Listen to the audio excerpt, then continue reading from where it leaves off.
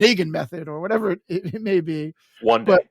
But when I go to a show that I had gone to for years and knew it was done one way, and now all of a sudden it was different. It was the way that I had been doing it. I was kind of like, that's pretty cool. I've had some kind of influence on the state of this industry in some small way. So it was pretty cool. Thank you for indulging me with that little diversion. No. As I recall, we were at the bar at C2E2 2011, and Peter was telling you a story. Oh yeah, so Peter was telling me the story about how I'm not even supposed to be here, and I pressed him on it, and he was like, when we'd made that phone call to you as a courtesy to DC, Matt was very, very excited about the possibility of you getting this position, and he thought you were the right person for the job. We didn't think so. We didn't have the experience, and he pushed so hard that we basically did it as a courtesy interview. That's why we did it over the phone. He goes, every other person we brought into Connecticut, like every other person we interviewed for that job, came to our office. We did not anticipate you getting this job, but we loved your ideas, and we loved your enthusiasm, and we knew after our conversation that you were the right person, and that's how I got the job. But I was kind of like, holy mackerel, man, you guys you guys had no intention to hire me. That's messed up. like you got my hopes up. And I guess, as I say, the rest is history. So I can, I never, even at that time, I never imagined that this would evolve into a career. I'm at the time, I'm just a touch under 40 years old. Like, I've been doing IT since I was a teenager. Like, as soon as I went to college, I started doing IT. I didn't think that there was even a possibility of a career change. It's like, I will do this on the side. I will ride this ride for as long as I can, until the day that it's over. And in my mind, every year was like, this will be the last year. This will be the last year. But it kept growing. The shows kept growing. The success of the comic content and Artist Alley started growing, due to a lot of the changes that I had enacted over the years. And my responsibilities as such started to grow to the point where I was basically doing 2 full-time jobs. I was working well over 100 hours a week, 100, maybe 120 hours between the 2 jobs, because at a certain point, the Reed Pop had actually been more demanding than my 9-to-5 job, running the identity management system for the city of New York. If you can imagine that, a system that literally supported over 400,000 students and 1.5 million alumni that I was in charge of, the identity management portion of that was not as busy as trying to keep up with the comics and Artist Alley content for C2E2 and New York Comic Con. Because at the time, those were the only 2 shows that I did. And then slowly, I only in the last years of my IT career, maybe last year, did I take over Emerald City. But that's how much we were doing, and that's how successful it was, and we wanted to just keep going. But even then, we had talked about it becoming my full-time job, but there was just never an opportunity. Like, I could not with a clear conscience leave this IT job that I was making a good amount of money. I'm not going to lie, working for the city, great benefits, to basically work for Reed Pop at something that wasn't, a competitive salary with what I was already making. Like, I couldn't do it. And there was no way that they had, the shows hadn't built enough to that point where they would be able to make that offer. So it was 2017 where, in all honesty, like, I hit a brick wall. I was having health problems from so much stress and so much lack of sleep. I was literally sleeping like 4 hours a night trying to get all this work done. I had a couple of heart problems as a result of all this, and something had to give. Now, again, I had never imagined that this was going to come to fruition as a career change. So I kind of went to the folks at Reed Pop, and I was like, listen, I've had an amazing ride. I really truly have. I can't thank you enough for the opportunity, but I gotta go. I gotta go. Uh, I can't do both anymore. And I I felt I think there was a little bit of terror on their end. Like they're like, you can't leave, and I was like, I can't do both anymore. And they're like, we have to figure out a way that this works. I got a call from Lance, and Lance was like, hey, I heard you're leaving. You've given us your notice, and I gave them, when I gave them notice, it was kind of like, I don't remember the exact time, but I know New York Comic Con was like 1 or 2 months away. And I was like, listen, that's going to be my last show. I can't do it after that.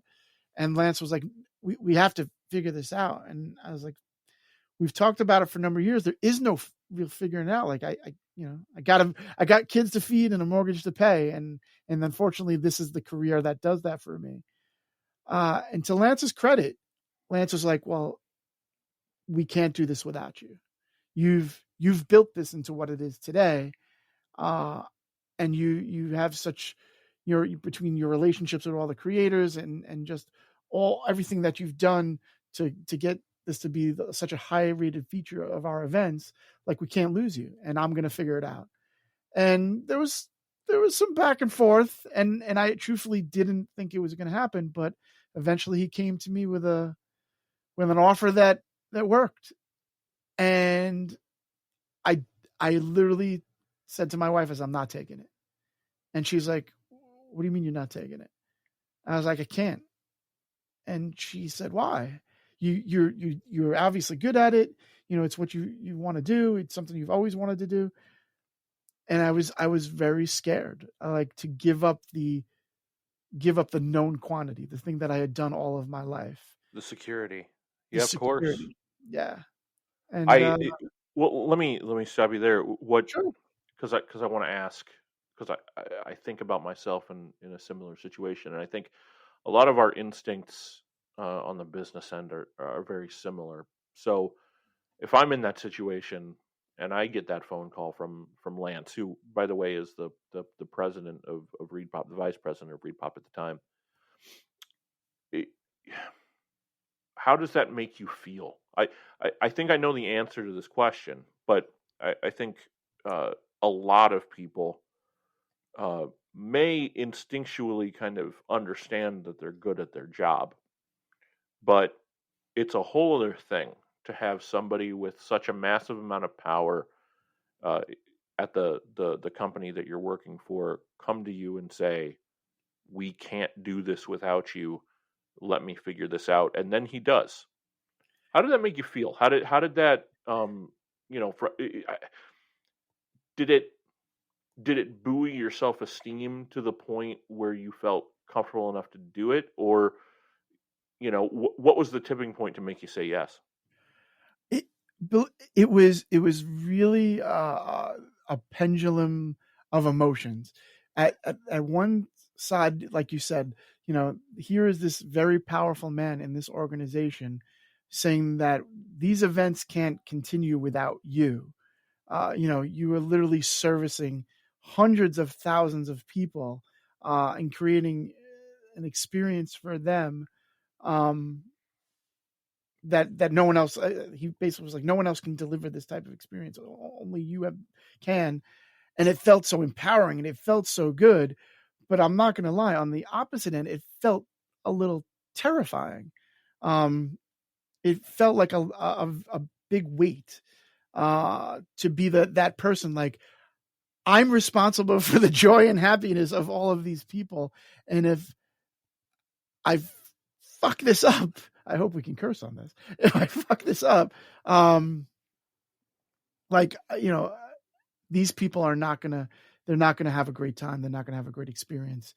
And it reflects poorly on the show. So it was also a lot of responsibility that weighed heavily on me.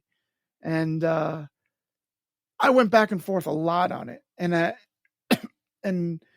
I could tell you the exact moment when I made my decision. And it was my wife. God knows where I would be in this world without her. She's by far my biggest proponent and also way, way smarter than I am when it comes to life stuff. So we were up in our bedroom. I had just been working all night, and I was literally in tears. I'm not gonna lie. I was so scared because I had to call Lance the next day and like basically, he's like, we need to know. We need to make a decision because if not, we're gonna start figuring it out, and we need to figure out how to transition to another person. Blah blah blah.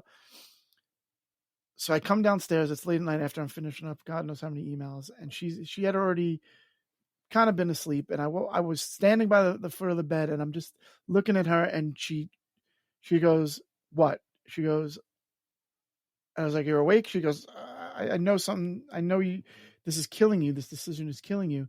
What do you decided?" And I said, "I decided not to take it." And she goes, She goes, "I knew that was your answer." And I go, I know you knew." She goes, "But that's the wrong answer." And I was like, "Why is that the wrong answer?" She's like, "I want to ask you a very important question. What's your favorite thing about the shows? What means the most to you?" And I was like, "Well, I love working with the creators, and I love that the fans have such a great time, and and she's like, "No, I want you to really boil it down to what's the single most important thing to you." And she already knew the answer because I've kind of had told her in a roundabout way. She's like, you tell me whenever you go to a show, you kind of take a minute or two here, wherever it is, and you kind of just sit and watch the fans, right? She's like, you take a breath, you step away from the crazy living, and you just watch the fans. She goes, "Why do you do that?" And I go, "Well, I want to see what they're experiencing." And she goes, "What does that mean to you?" She goes, I said, "Well, when I see somebody who is meeting their favorite creator or discovering a new book for the first time or whatever it is, it means so much to me that I have literally, they'll never know it. They'll never know who I am, but I have helped provide them a memory that will last them for their entire life."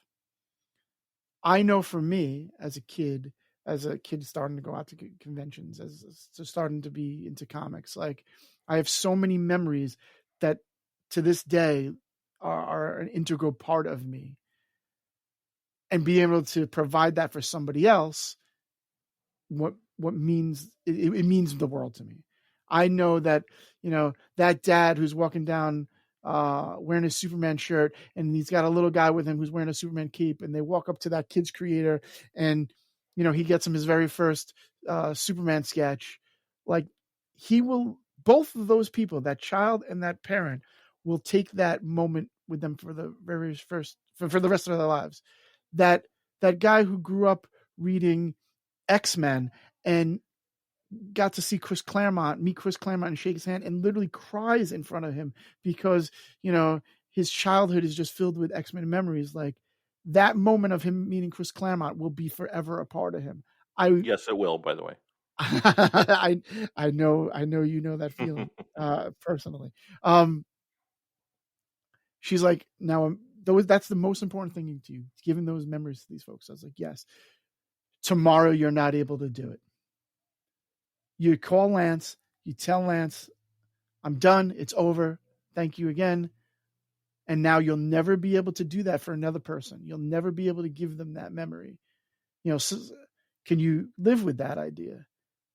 And I started to cry, and I said, "No, I can't.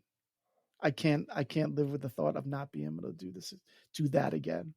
And I called Lance the next day, and again, it was a difficult decision because I was making good money and I had great benefits, and I took a little bit of a hit, not even a little bit, a lot of a hit to chase the stream, but it was the right decision.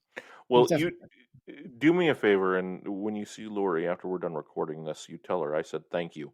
But and I want to put a disclaimer here, because anybody listening to this episode, whether you know Mike or not, chances are when you heard that last story that was so saccharine and so just full of like, you probably rolled your eyes a little bit. Let me let me assure you,